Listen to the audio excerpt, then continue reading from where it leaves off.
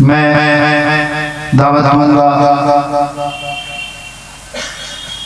اس شہر کے سب سے قریب ادارے مدرسہ جامع العلوم پٹکا پور کے استاد حدیث صدر مفتی حق ایجوکیشن اینڈ ریسرچ فاؤنڈیشن کے چیئرمین، محکمہ شریعہ دارالقضا کانپور کے صدر اور رابطہ مدارس اسلامیہ عربیہ دارالعلوم دیوبند مشرقی یو پی زون 1 کے جنرل سیکریٹری حضرت مولانا مفتی عبدالرشید صاحب قاسمی دامت برکاتہم کو کہ تشریف لائیں اور 5 منٹ میں موضوع سے متعلق اپنے خیالات کا اظہار فرمائیں۔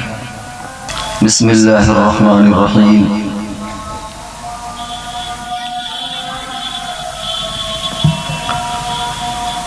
ماشاءاللہ جو مجمع ہے اس میں کچھ تو وہ ہے جو باقاعدہ 3 دن سے ان تمام موضوعات کے تعلق سے فائدہ اور افادہ اور استفادہ دونوں کر رہا ہے۔ کچھ چیزیں ان کے ذریعے سے ہم نے سیکھی اور کچھ ہمارے اکابر اور جو باقاعدہ اس میدان کے ماہرین ہیں ان کے ذریعے سے انہوں نے سیکھی۔ اور مجمع میں کچھ وہ لوگ ہیں جو نئے ہیں، جو شہر کے آئے ہیں۔ ایسے موقع پر کون سی بات کہی جائے؟ اگر پرانی بات دہرائی جاتی ہے تو تکرار معلوم ہوتا ان لوگوں کے لیے جو پہلے سے موجود تھے، اور نئی بات اگر کہی جائے تو نئی بات لائی کہاں سے جائے؟ تقریباً 3 دن میں وہ ساری باتیں آ چکی ہیں جو ضروری ہیں اور جو کہنے کی ہیں۔ لیکن بہرحال اب جب نام کا اعلان ہو گیا ہے تو وقت کے اندر انشاءاللہ 1-2 باتیں آپ کے سامنے عرض کرنا ہے، اور یہ انہی باتوں کا میرا خیال ہے کہ اعادہ یا تکرار یا مختہ ہوگا جو باتیں ہمارے سامنے آ چکی ہیں۔ خاص طور سے ہمارے مخاطب وہ ہیں جو شہر کے نئے افراد ہیں جنہوں نے شاید شرکت نہیں کی ان مجلسوں میں۔ سب سے پہلی چیز تو یہ کہ جس طریقے سے نواقض وضو ہمیں بچپن میں یاد کرائے جاتے ہیں مکتب میں بھی کہ کون کون سی چیزیں وضو کو ناقص کر دیتی ہیں، نواقض صلاۃ، نواقض وضو، ایسے ہی نواقض ایمان بھی کچھ چیزیں ہوتی ہیں۔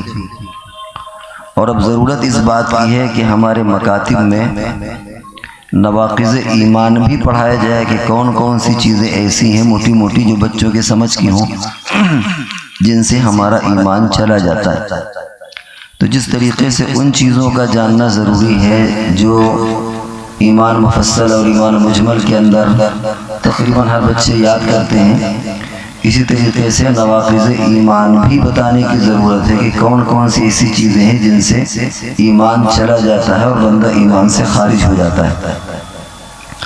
اس وقت جو موضوعات ہیں اس میں بہت سے موضوعات ہیں، شکیلیت کے، مہدویت، قادیانیت، اسی طریقے سے اور بھی گوہر شاہی فتنہ۔ انشاءاللہ آپ اکابرین کے زبان میں تمام چیزوں کے تعلق سے مختصر سنیں گے۔ ہمیں اس وقت یہ کہنا ہے کہ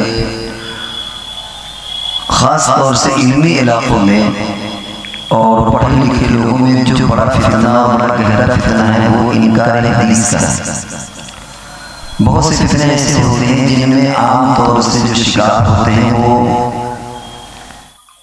کم پڑھے لکھے لوگ ہوتے ہیں شکار، اور بہت مرتبہ ایسا ہوتا ہے کہ پیسے کی لالچ میں اگر شکار ہو جاتے ہیں۔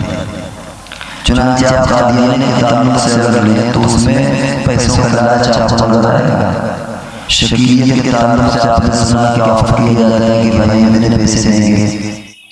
قادیانیت کے بارے میں بھی آپ نے سنا، اور ہمارے اکابرین خاص طور سے مولانا القبی صاحب نے اور جو دوسرے حضرات نے اپنا سفر بیان کیا، سفر نامہ کی میں جب وہاں سے چلا تو کس طریقے سے جو مولانا شمشاد صاحب نے اپنا واقعہ بیان کیا کہ مجھے کیسے آفر کیا گیا کہ 1 لاکھ روپے اور 10 لاکھ روپے تک ہم دے سکتے ہیں۔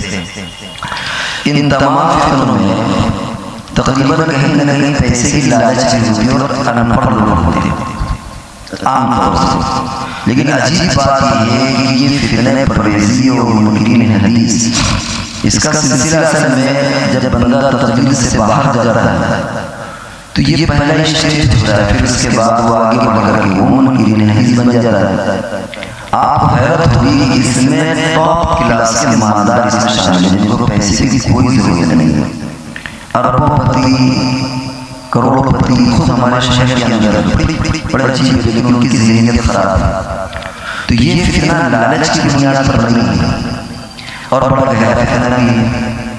بحث کے اعتبار سے بھی اتنا آپ پھنسا دیں گے، الجھا دیں گے، حدیث سنت کی بحث اور پھر سنت کی قسمیں، پھر حدیث کی قسمیں، پھر حضور کا عمل اور قول، اس طرح کر کے آپ کو الجھا دیا جائے گا۔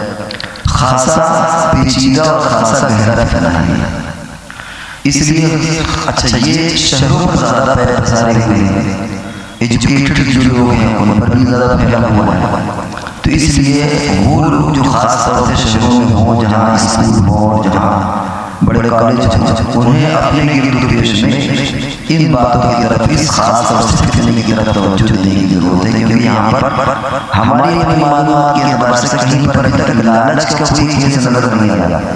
سارے کیس یا تو قابلیت کے ہوتے ہیں یا مقرراتی کے ہوتے ہیں، سمجھ کم ہوتی ہے۔ وہ سوچتے ہیں کہ ہم علماء کے پاس کیوں جائیں، علماء میں کبھی مستغنی اپنے آپ کو مستغنی سمجھتے ہیں، ان کے پاس نہیں جاتے ہیں، ہماری کیا غرض ہے۔ اور ہم نے تو مثالیں دی تھی کہ بنیادی طور پر جو ان کا اختلاف شروع ہوتا ہے وہ یہ کہ بھائی حدیث میں اختلافات اور تضاد۔ اور ایک عجیب بات ہے کہ جب آپ ان کے سامنے آئیں گے تو شاید جو چیزیں آپ سوچ کر کے آ رہے ہوں گے وہ چیزیں وہ کہتے ہیں یہ چیزیں ہم مانتے ہیں، آپ بحث اور تیاری کر کے آئیں گے، لیکن وہ کہتے ہیں ہمارے اس میں کوئی اختلاف ہی نہیں۔ اب آدمی پریشان ہو جاتا ہے کہ کہاں سے شروع کریں، کہاں سے۔ خلاصہ یہ کہ ان کے سب سے بڑے جو ایک ٹپس ہم دیتے ہیں، وہاں بھی ہم نے مسجد میں یہ باتیں کہی تھی۔